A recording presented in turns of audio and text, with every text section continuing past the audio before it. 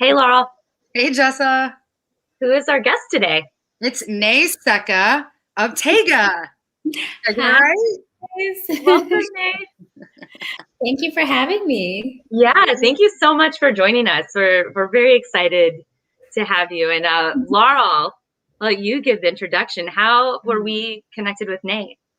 So, we wanted to feature your jewelry in this event series that we're hosting called Runway to Regeneration because we saw that your jewelry line was ethical, sustainable, very thoughtful, very purposeful, highly conscious brand.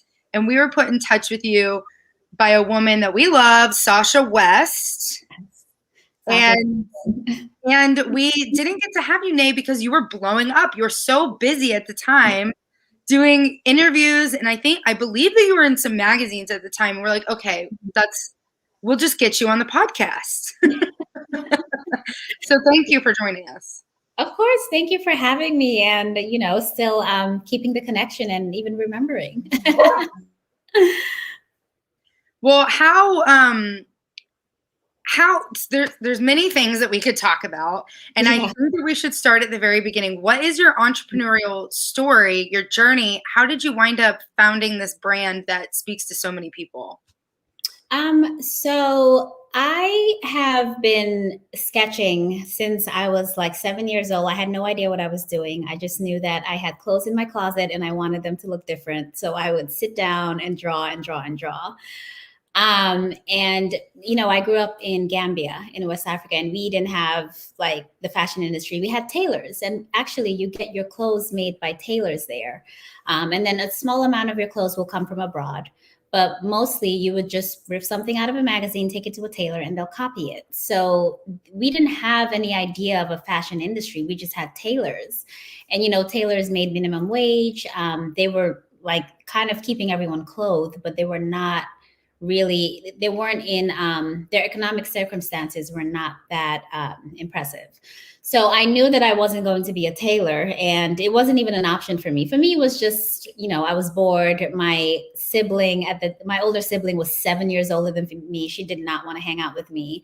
So I had to hang out with myself, and I would draw.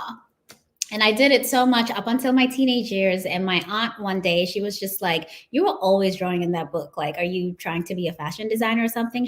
I was like, I don't know what that is, but I'm going to be a bank manager. Because at the time, that was the most glamorous position I had thought of. So glamorous. I know, so glamorous. Because like in school, we had this bank manager who came, and she was just so fabulous. She had come from abroad, and she was talking to us about, like money. And I was just like, yeah, that's who I want to be. And then, of course, that's the complete opposite of the route I took. But it wasn't up until my aunt said that to me that I knew this was even something that existed, and I just was unaware of it. And then, of course, I moved back to the States, and I was just like, oh my gosh, this is like, there are people who are getting paid to do something that I've always loved to do.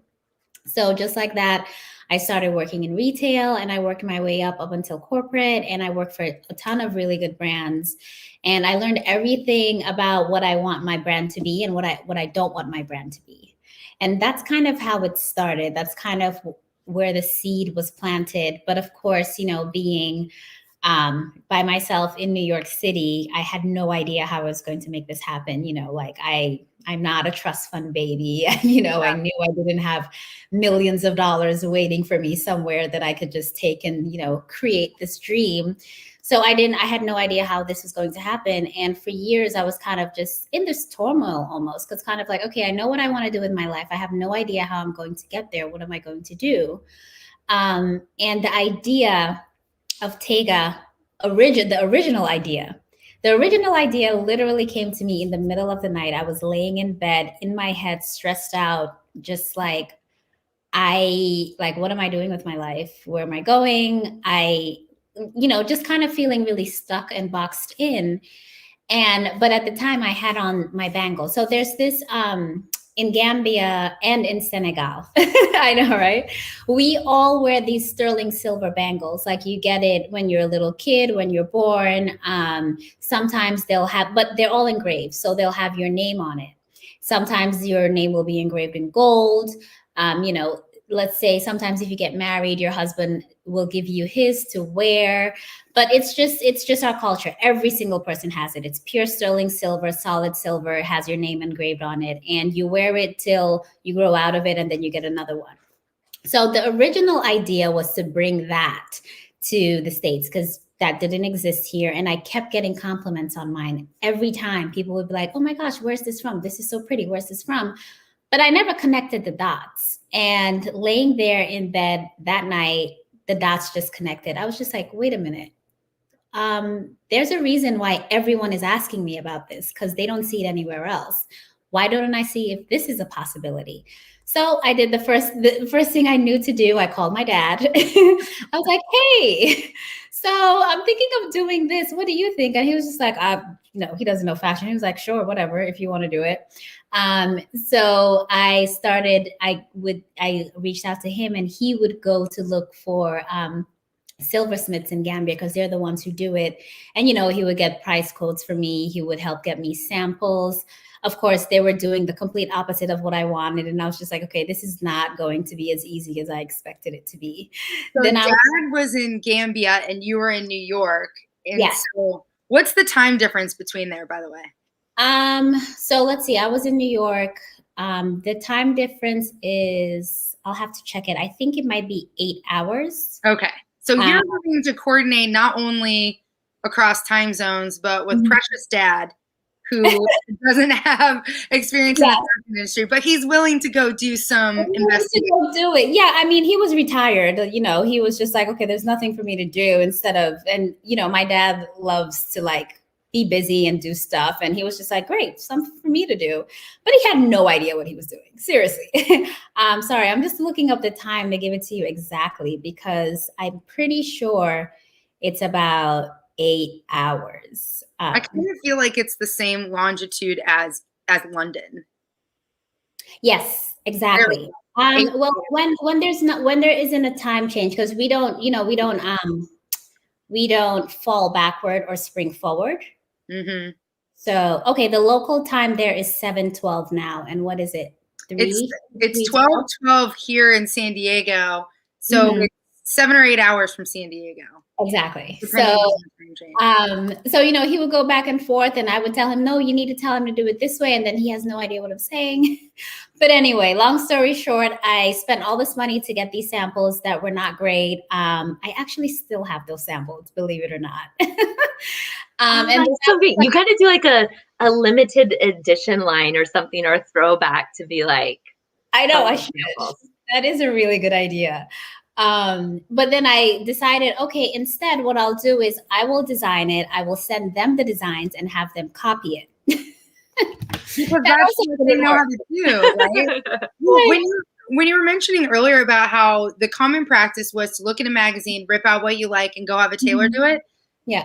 I want to do that. I look through magazines. I don't want to buy it, really. Of course, I'll buy your stuff. But I when it comes to clothes, I see an outfit and I just want to go to someone local and have them make it for me because my body doesn't fit. Right. It doesn't fit how they're made. So anyway. Right. And then you have more freedom with the kind of fabric you're choosing, the colors you're choosing. It does provide you a lot of freedom. And our tailors in Gambia are exceptional. They are really, really good. So, it's like you get what you want. If you point something out to them, that's what's going to be delivered. But anyway, so I decided I would get the molds made here and then sent to Gambia. Turns out just the mold itself, no metal involved, was over $300. This is just a mold for a single bracelet. I'm like, okay, so I get the mold for $300. I ship it for about $60 to Gambia for them to copy it, pay the person to make it. I was just like, so am I going to be selling these bangles for like $2,000? Like, this makes no sense. So I was just like, okay, I don't know what's going to happen here. And of course, I got back into that state. Okay, what am I doing? I have no idea what I'm going to do, blah, blah, blah. And out of nowhere, my dad gets sick for 2 days and then he passes away. Oh my God. Yeah, that was really tough. I was super, super close to my dad. It was the first time he was ever sick, like in my whole life. And I just randomly called. I just called and it was like, oh, he just got admitted last night. And I just started crying because I knew it was not going to be like he had never been in the hospital my entire life. And just knowing that happened, I was just like, yeah, this is not going to end well, you know? And that was it. In 2 days, he passed away. So, of course, I had to go back to Gambia for his funeral. And it was the first time I had been back in 13 years. Oh, wow. So, yeah. And when I went back, it kind of brought back all the memories of all these artisans and the tailors and all the skilled people who live there that I had completely forgotten about. You know, you leave Africa and then you come here and you kind of become westernized. You're not thinking or remembering all the like beautiful fabrics and the cultures and stuff. It's, you know, I moved when I was a teenager. So, you know, I wasn't valuing that. I was like, no, I'm going to America to get the nice jeans and, you know, the cool clothes and all of that. You know, no more tailors for me. I'm going to shop at stores. Which is so funny because like now I feel like we're like, oh my gosh, I wish I could like go to a tailor and have them make me all these custom clothing. But I think, you know, being able to do that, it's like leaving and going back to visit. It's just you have like fresh eyes and a fresh perspective of how you see everything. So it sounds like, you know, I mean, it's obviously very, you know, unfortunate the passing of your father, but the timing, it sounds like worked out for you as far as like, you know, kicking off your business. Yeah, it really did. And I always like to see it as a gift from my dad because he knew how badly I wanted this. He saw me sketching for years and had no idea what I was doing and was probably like, that's some girl stuff. I'm not even going to bother. But he knew that I wanted this more than anything. And he knew I was trying to figure out how to make it happen. So I think in a way that was kind of his parting gift to me. Like, you know, this can be your legacy. Like, you know, I'm kind of leaving, but, you know, you'll get an opportunity to come back home and see that you can make this happen, you know, like you wanted to. And it ended up being something complete. It ended up being way better than I imagined. Now I get to work with artisans and I'm not restricted to just creating one product. I get to look for different kinds of products. You know, I get to start something that was never started there before. You know, when I first started talking to these artisans, they were just like, what do you mean you want us to make stuff and then you're going to pay us and ship it? I'm like, well, they were so confused because they're not designers, they're artisans. They didn't go to design school. They just know how to make the stuff. It's blowing my mind because I never would have, it's so natural and normal for me as an American consumer to just go, oh yeah, they just like make it somewhere else and like ship it over here and it's NBD. Like I'm just exactly. I love this story of you going over there and like blowing their minds a little bit, making them think differently about, oh, this is going to scale. Like people want to use your service. Like you have a skill, you have a talent that people will pay money for. Like good, like exactly. And I was really glad to kind of be like, no, guys, you have no idea. You know, you don't need to sell to the 2 million people that are in this country. You can sell to millions of people all over the world, you know, and to them, and it was definitely a struggle. And it still is, like whenever I'm working with a new artisan, because it's kind of like, okay, why are you telling me this is how you want it? Because what you do is you say, hey, I want this, and they make it for you and you get it. And it tends to be really nice. But if you're serving an American consumer and you're advertising something, that's what they're expecting. You can't give them something inspired by what you're advertising. I was just sorry to cut you off. This reminds me so much. Laura and I, first of all, we were just talking about this morning about consistency and how important it is for brands. And, you know, like McDonald's is for me an obvious one where it's like, if you get a Big Mac at one place, like you expect it to be the same as, you know, in New York or Miami or, you know, even like in another like country. And we have a funny story. One of our friends, we'll have to talk to you about her offline, but she works with artisans in another country. And one of my favorite stories about her is like, she makes handbags. And she said she went in and the women are measuring the straps by sticking out their arms and measuring the length of the straps. So she's like, okay, but your arm is shorter than her arm. So like, this doesn't work. I can totally relate to that. If you go to Gambia today and you're buying fabric, that's how they measure the yard, literally by the arm. Like seriously. You have to go to like the tallest person in the store. It's so funny. It's so funny. But it's simple. That's how they do it. Love And it. that's how they've always done it. So it's kind of like, okay, why fix it if it's not broken? So it didn't come without challenges, and the challenges are still there. But at the end of the day, we all have the same common goal. So they know, like, this isn't, I'm not trying to tell you how to do your job. I'm just trying to work with you on this one thing. So it's been, yeah, that's kind of how we got here. I love it. And we met you when you were in San Diego. So tell us a little bit how you went New York, San Diego, and now why Miami? Okay, so I lived in New York. I was born in New York, but I left when I was 4, and I came back there as a teenager when I was, I think, 18. And I had never lived anywhere else outside of in America. I never lived anywhere else. I'd always been in New York, loved it. I'm a New Yorker through and through. But I just realized that as I was getting older, I just felt like I wanted a little bit more tranquility. I wanted to be more zen. New York is incredible, but you are faced with so many energies at any given time. I mean, even if you're going to the corner store, you are running into like 10 or 20 people on the street. It's New York. There are millions of us, So I just felt like I just wanted a little bit more. I just wanted a little bit more ease. I started to think of quality of life. When you're no longer partying every weekend and drinking, you're like, okay, yeah, let's look for more ease and let's look for fun in other ways, as opposed to, oh, I'm going out tonight. So I had kind of gotten to that. I already had, I got a dog, and I was kind of just like, just ready to chill and ready to nest and kind of ready to be an adult. And I knew I wanted to do the West Coast. Don't like LA. Sorry, LA folks, but you guys just don't do it for me. They'll still buy your stuff. And I was just like, yeah, there's no way I'm moving to LA, but I've always wanted to live in California.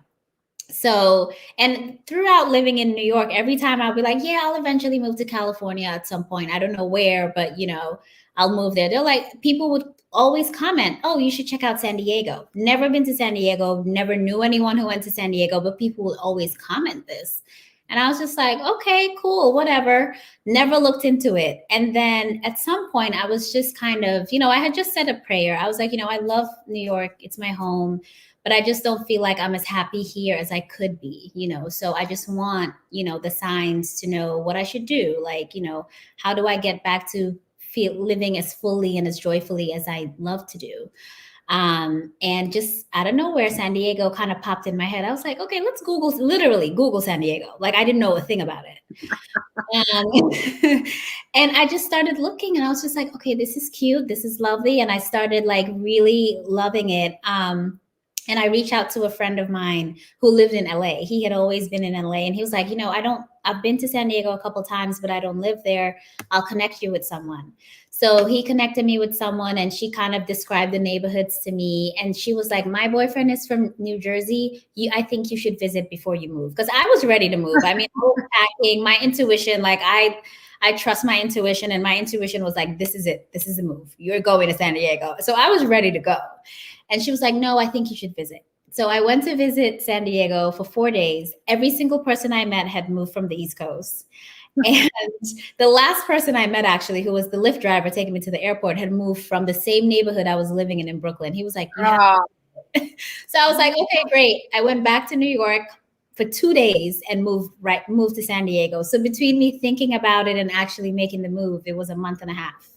And I loved it. I loved San Diego. I just had like these amazing 3 years of just zen and chilling. And it was, I mean, you guys know San Diego. It's so cute. It's adorable. It's just, I loved it. I still love San Diego. It's so cute. But after 3 years, and I mean, it was an eventful 3 years. I mean, I got into an accident. I broke a foot. I did, like, all these things happened, but I was lucky enough to be in San Diego. Like, imagine if I had a broken foot in New York, that would have been tragic. But I started realizing that I wasn't necessarily living the life that I wanted to live in San Diego. I moved there to live by the beach. Didn't realize you have to own a multi-million-dollar home to live on the beach. And it was taking a while for me to really, generate like a friendship group or a community. Because as you know, San Diego is it's very small town minded. So people kind of stay within their close circles. So it took me a while. Like I was there for at least 2+ years before I started making friends. And of course I had the months where I was stuck at home. I couldn't go anywhere to even make friends. Right. That whole thing. Right.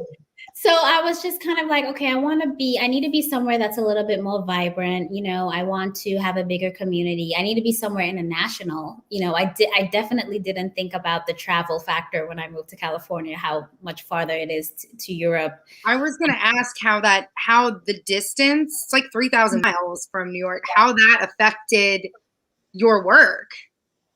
Well, it didn't affect it because my work was always mobile. Pretty much wherever I am and my stock is, I can run my business. Eventually I want to be in a place where my stuff is in a warehouse. So the stock isn't on me. It's, my stuff can always ship.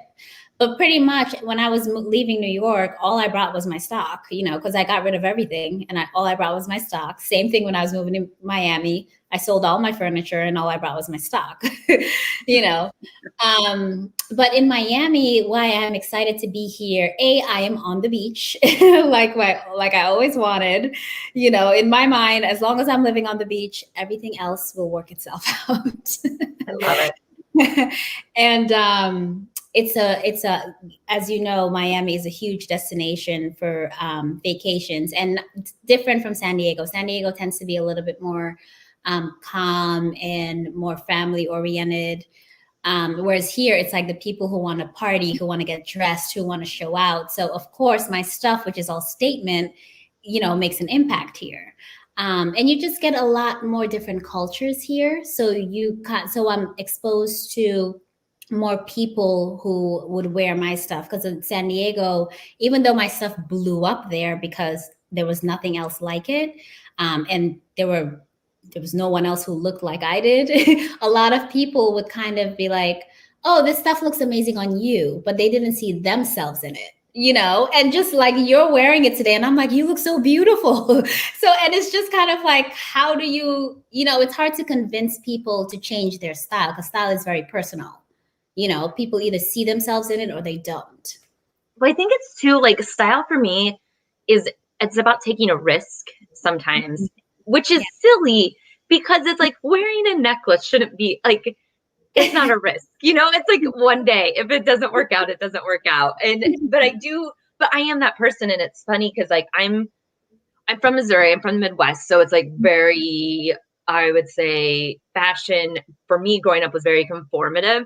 And then I moved to San Diego. Wait, no, I studied abroad in London, and I was like, oh, I like found my edge. I was like, oh, just as edgy now. Watch out, world. And then I came to San Diego, and I slowly got back into just like my conformity. And then same thing, I went to London again, or like Europe, like, 10 years ago, got my edge back. I'm like, all right, got your edge. Came back to San Diego. I'm like, here I am, my ripped jeans, my like, one of my like 3 pink turtlenecks. And I'm like looking at your necklace, and I've been thinking about this the whole time. I'm like, we were talking about it before, because you have this beautiful like 3-layer like shell necklace. It's so beautiful. And you're right, I was thinking the same thing. I'm like, I could never wear that. But then I was like, well, could I? I'm like, right. Yeah. I'm like, where? I'm like, I'm in a beach town, I can wear a shell necklace. Exactly. And I started thinking about it. So you've inspired me, and Laurel too, I'm sure. Well, Laurel's been inspired. She's wearing the gear already, but inspired beyond, I would say. Yeah, I will say like the next. So I'm wearing hoop earrings that are handcrafted in Gambia. I'm wearing bangles, obviously handcrafted in Gambia. Yeah. And my next purchase is I want to have a belt. I love the belts. But like exposed belly belt. Like I kind of want to wear my belly out with this beautiful belt. Tell me about the inspiration for those belts and kind of what they look like and how I could wear those. Okay, so funny story. Cowrie shells in Gambia, we use it a lot actually to tell your fortune, like psychics use it. I am not a psychic. I don't know how to do that. But people use it to tell your fortune. What is the shell called? The name of the shell? It's a cowrie shell, Cowrie. Sometimes people spell it Cowry, but I think the first spelling is They're correct. wrong. They are used. So I do like a lot of moon praising, and I sync myself up to the moon. And the goddess Osh do I say it right? Oshun or Oshun? Oshun. Oshun. Yeah. When I was creating the altar to her, it was fine gold cowrie shells. And synchronously, I was walking out of my office, and there was a market where all the Hispanic and Mexicans come over from the border from Mexico, and they set up their shops, and there were gold cowrie shells everywhere. Right when I was getting ready to do this moon praise to Ocean, I was like, okay, I mean, message received, I'm doing it. But I remember also in high school, it would use hemp or jute and braid a choker and cover it in cowrie shells. And that was like, we would create friendship bracelets. But I didn't realize that there was a connection to the psychic realm, because that makes a lot of sense now. Because I was getting the messages. Yeah, and there's so many things that relate to this, but way back in the day, before currency was invented in Africa, cowrie shells were used as money. So this used to be currency. And then, of course, when currency came, it kind of fizzled into all the other things. But some people use it as a symbol of fertility. In Gambia, we have a lot of people who do, I don't want to say voodoo because it's not negative, but it's pretty much people who will make a prayer for you or something. And the cowrie shell is always involved. They'll actually make you wear this on your waist, and the back of it, how it has those little bulbs. When the bulb breaks, it's believed that there's so much negative, evil eye on you. So you need to take that one out and replace it with a new one. I mean, it goes deep. I enjoy the fertility aspect of it. I'm super interested. So I need a cowrie belt across my womb, is what you're saying. I mean, if you want a baby for the new year, trust me, yes, you should definitely get a belt. Yeah. Top it with some waist beads, and you are all set. That's what I'm going. I want a belt, and then I want the waist beads. So describe the waist beads. So the waist beads, actually, it's funny. In America, the waist beads they're kind of shown off, and definitely I see a lot of girls wear it over their clothes, or of course you wear something cropped and you show it off. And I wear it like that sometimes too. But in Gambia, that's a huge no-no. In Gambia, your waist beads are underwear. The only person who sees it is the person who's undressing you. Oh, wait, I have a question. This might be a sensitive question. Am I being disrespectful if I wear my waist beads out? No, not at all. Okay. I don't. So let me just say this, and I'm probably going to get dragged or lynched or who knows. Oh, geez. I'm super against this whole cultural appropriation thing that everyone talks about, because I love other cultures. I have spent most of my life traveling. If I go to India, I'm getting a sari and I'm going to wear it, I think that's the whole purpose of culture. And the whole purpose of traveling, so you can experience other cultures and take with it what you want. I'm African. If I was offended by cultural appropriation, I wouldn't leave my house. Do I expect everyone to throw out their mudcloth pillows because it's African? No, So again, do with it what you will, but no, I am not at all offended. I'm happy to talk about my culture all day, every day. No one knows about Gambia, so I am happy to talk about it and share it with everyone. I love that, because I think there's there's a line between the appropriation and the respect. And so, and when you like a culture and you respect it, and you want to take things like, food, fashion, culture, or spiritualness, it's because you like it, you enjoy it. And it's a lot of these cultures too, which I think a lot of cultures, I shouldn't say all, but I think all, at the heart of its community and sharing and welcoming. And so anyway, I hear you. Thank you for saying that, because it's very much we want to wear this awesome jewelry you're making in Gambia and bringing it here to sell it, that we get appreciation, we get to hear the story.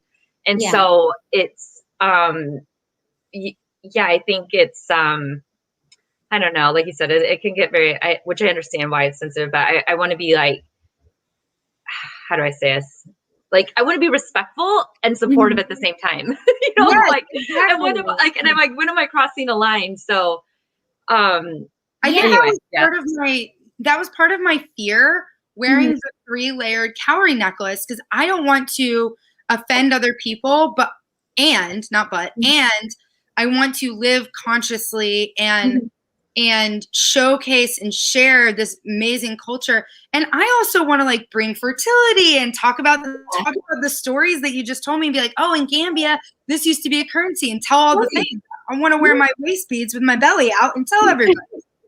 Yeah, I completely agree. And I think that's how we have to live. Like, we are, and maybe I'm just older and I just don't care, but I think we're in a place where you can say or do anything and it not be taken out of context. Like I remember I was on this Facebook page and someone had on a Halloween costume that was a ninja. And this girl was going off about why you dress like a ninja. I'm like, like, I don't understand why this is so sensitive. This is so offensive to you. Like, in Gambia, when people come and visit, like, we have a huge tourism market.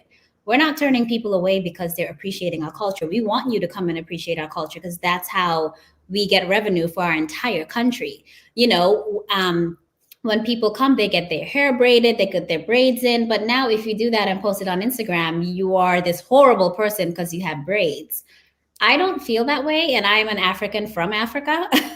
So I am not at all offended. I am happy to share everything because every time I've traveled, what I have been most impressed by is the local culture and the local food. Like, I love food. I want to know what people are eating. I remember when I went to Amsterdam, I was like, what do the locals eat? They're like, potatoes. I'm like, okay, I want the potatoes, because I want to experience it. I don't want to go somewhere and sit in the resort and be like, oh, I was there. Well, did you eat the local food? Did you see what the locals do? Like, I don't know when this became so sensitive. I don't understand it. But my artisans would love for you guys to shop their stuff. They are working day in, day out. Gambia is one of the poorest countries in the world, and I will do anything I can in order to uplift it any way I can. So I am not offended at all. Anything Gambia related, feel free to reach out. I'll be happy to break it down. We are not mad at all.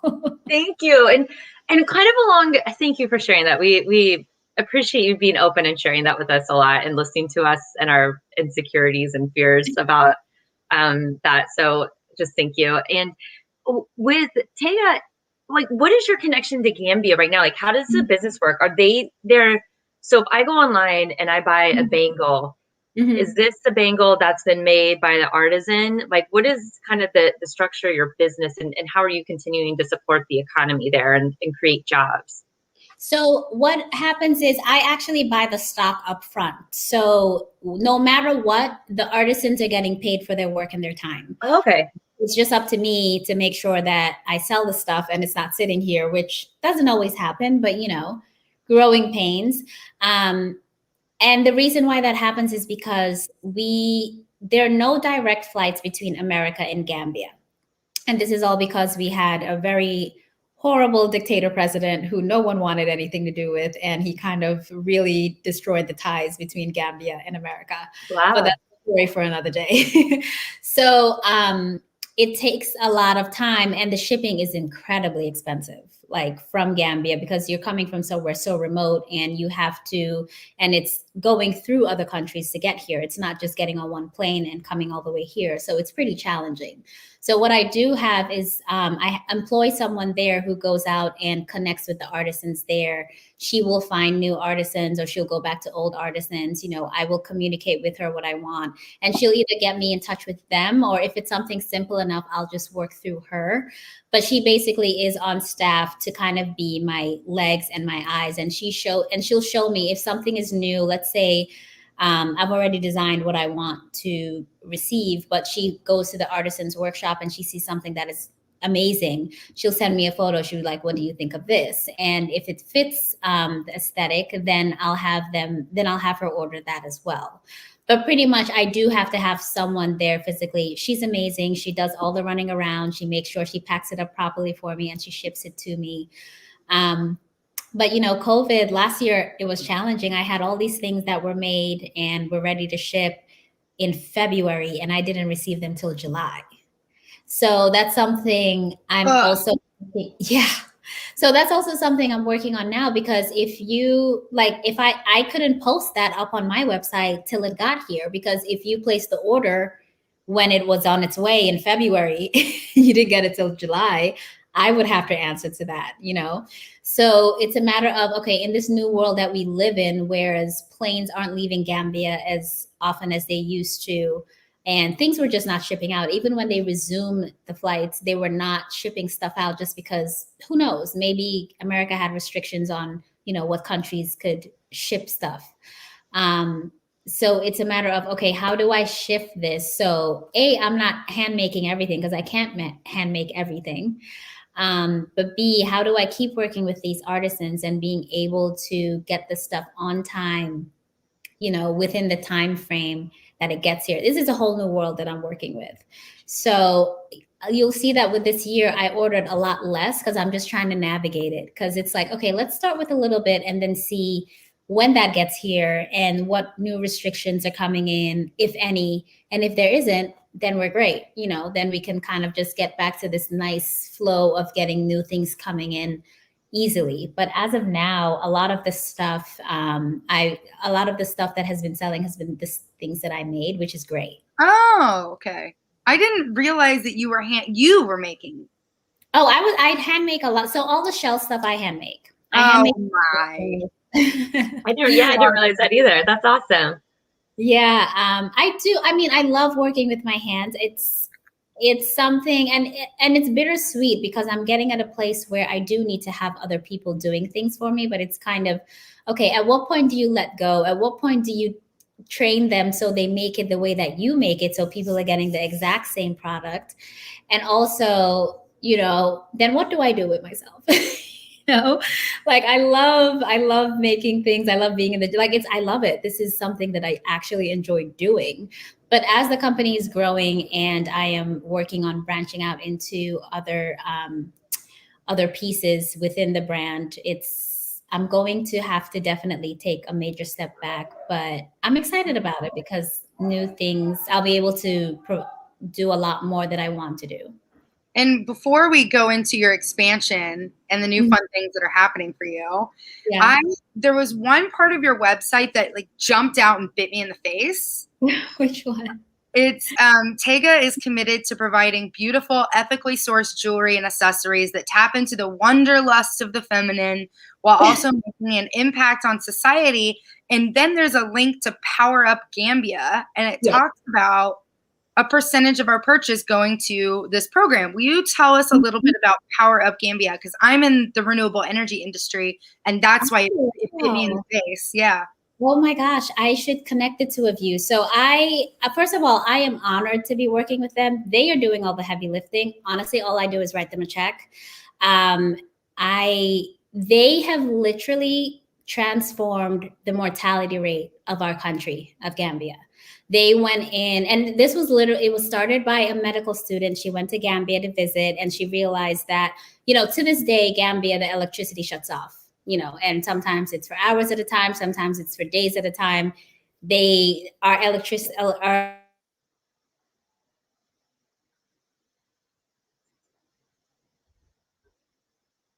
kind of see, I think she went on some sort of I don't know, she's a doctor. So I guess she got to work there for a little bit, during an internship or something. And she saw how bad it was. And she built this organization. So they employ local Gambians and train them on how they can operate these solar panels. So they're also giving the locals work, in addition to giving them free solar powered water, clean water, and electricity. And because of that, people are able to store vaccinations, because they're refrigerated and the electricity is on 24/7. And a lot of premature babies are being able to make it, as opposed to back when the electricity was going on and off and there was nothing they could do. So I am just so honored. Yeah. No, want to be involved. I want to be involved in this because it's an opportunity to have a significant impact, and not only just buying your jewelry. And I know you said you just write a check, but that's a big deal, you know? Yeah. I just want to honor you for doing that. And yes, please, I would love to get to know them because I feel like supporting Power Up Gambia would be a great way to clearly have a very big impact.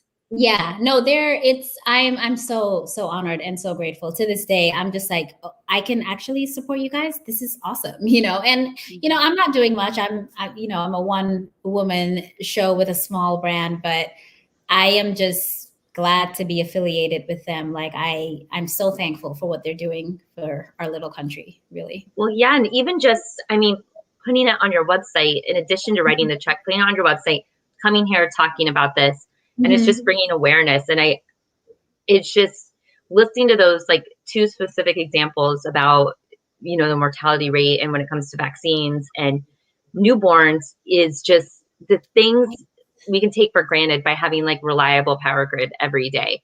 It's just like, literally between life and death for some people, depending on your circumstances. So it's just, it's very, very basic needs. And I haven't looked it up yet. I saw it on your website. I did not read about it, and now I will. I put the link up, powerupgambia.org. People are listening and we're not watching. So thank you for sharing that. And that's amazing. It's very commendable. Thank you. Yeah. And also, just so you know, they're also part of the Amazon Smile program. So in case you're shopping on Amazon, you can also help them that way too. And we can help by shopping TEGAA. And tell us about where you're going and how we can support you in the future in your dreams, in your vision.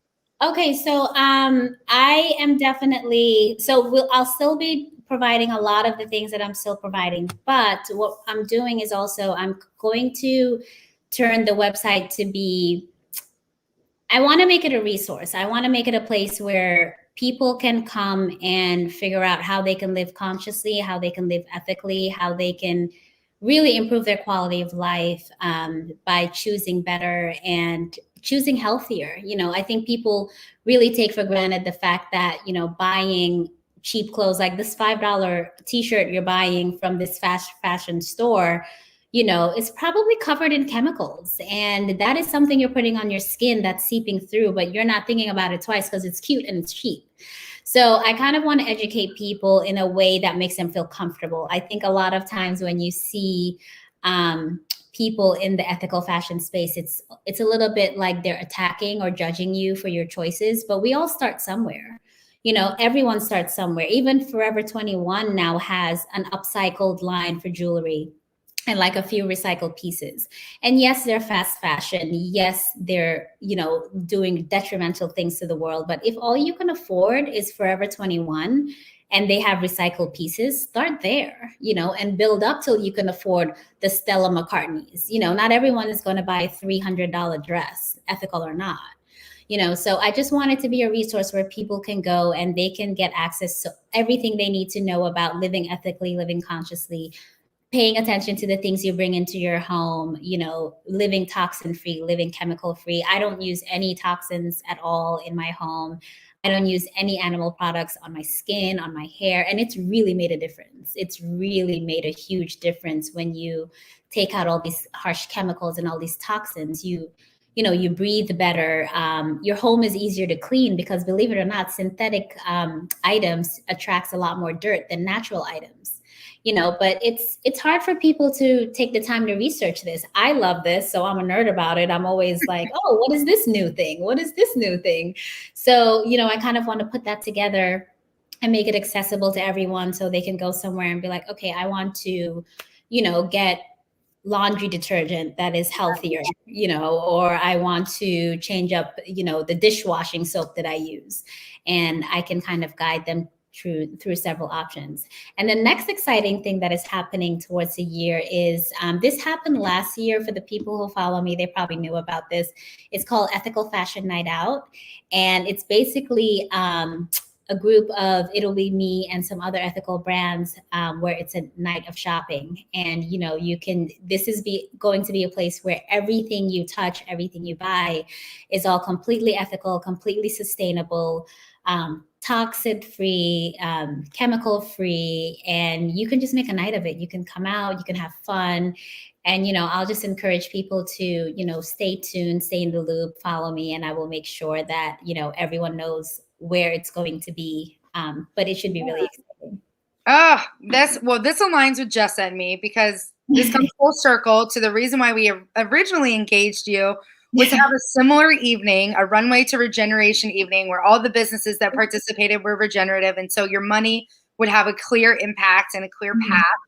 Mm-hmm. And I'm so glad that we get to have you on now. And also I wanted to go back to your original point about having a hub, if you will, on mm-hmm. your website where community members can come and learn about how to clean up their lives, basically. Mm-hmm. I'm going through this similar thing. I'm an environmental professional, so the environment, I've always been cleaning up the environment. Yeah. Removing pollution from the water and the air and like revegetating. And it dawned on me through my work with a yoni healer that I'm polluting my body. And I spent my whole career cleaning up the external world. And if I were to just turn that to my home and turn that to my body, I optimize and like really expand my life. And I could not agree with you more. I hope that we can share our experience and our resources with you, with home products and self-care products, and just live a more conscious, full life with you. Thank you for doing this. Your work is the good work. Thank you. Thank you. And I'm so glad you came to that realization, because it's so easy to, like, you kind of just don't pay attention to it. Like, I mean, it took me a really long time to pay attention to, like, wait, these clothes that I'm getting, like, what is really on them, you know? Or even when you buy furniture and it smells for days and you're like, oh, it's just the wood smelling. No, you're actually inhaling these gases, you know, but we're just accustomed to it. And, you know, think like you're the perfect example. You're doing all of this for the good of the world, but you're not looking in at like what is really on your body. Like, wait, am I wearing toxins? Like, am I clean, you know? So yeah, I just wanted to be, I want people to give themselves grace. Number one, I think people just get so stressed out or hung up like, oh, I need to change this. Oh, I need to be this. No, give yourself grace. Like it's fine. You know, take your time, take it one step at a time. Like you'll get there. You know, there's still things I need to shift, but you know, I'm not 100% there, but I'm just taking it as I can. Well, I think that might be one of the first points of the 3-point landing. It's give yourself grace, right? Give yourself grace. I tell this to people all the time. In anything and everything you do, give yourself grace. You know, people are so stressed out about like when it comes to dating or like shopping or, you know, even being plant-based. You know, I'm plant-based and people, you know, some people are so militant about it that people are like, no, I don't want to do that. You guys are so angry. I'm like, we're actually not. You know, it's just passion. So I think people need to give, like people are very quick to give others grace, but they never stop to think about giving themselves grace. Like I think people struggle a lot with giving themselves compassion. You know, a lot of when you think about the self-talk you give yourself, most of it is critical. It's not encouraging. So I think people should start there. Yeah, clean up your self-talk and your self-care, like you would clean up like you would remove plastic and aluminum cans from the beach. Like clean up yourself. And walk us through another two points. Okay, so the first one was give yourself grace. The second one was, okay, in terms of living consciously, I would say just be really clear on, you know, who you are and the life you want to live. I think a lot of people tend to base their beliefs on someone else's belief system. A lot of people are not stopping to think like, okay, is this something that I actually align with? Or am I just running with this because I heard someone say it on TV or I read it on an Instagram meme? Like, what do you really align with? What is really your truth? You know, and that should be like, you should have core beliefs that are not changing because because you read a meme on Instagram. You know, your core beliefs should be like literally your core beliefs. And that should kind of be your North Star where you work from. And that will determine how you show up in the world and in everything you do, you know, the choices you make, who you are, and who you allow into your world. So I would say that's something to pay attention to if, you know, you're living consciously. You can't live consciously if you're not conscious of who you are. So you need to start with knowing who you are and what your values are in order to live consciously and show up in that way in the world. Let's see, what would be the third one? Have fun. You know, like it's just have fun. Like it's like there's you know, like just be the person who's always looking for the good in anything you're doing and anywhere you are. Like I'm just always like, I'm a goofball. I'm always down to have a good time. And there are times where I'll be out with people and I will be having a blast. And the other person is just like, oh, this is bothering me. That's bothering me. And I can't even see it because I've kind of just, my brain is just predisposed to look for the joy because I'm like, I came out to have a good time. I'm going to have a good time. So, you know, kind of be that person in your group or your community or whoever who's kind of just seeing the positive in it. And the more you focus on that, that's the more of what you're going to bring into your life. You know, you'll have less and less experiences that are uncomfortable. You'll start realizing like, you know, life is fun. Like I'm a one-woman show. I have to show up, you know, every day, whether I like it or not, whether I'm tired, whether I'm sick. And you know, I just need to realize, you know what, this is what I chose and I'm going to enjoy it no matter how fun it is, no matter how exhausting it is. I'm just going to take it all as like, you know, this is my life experience and I'm doing the best I can. Brilliant.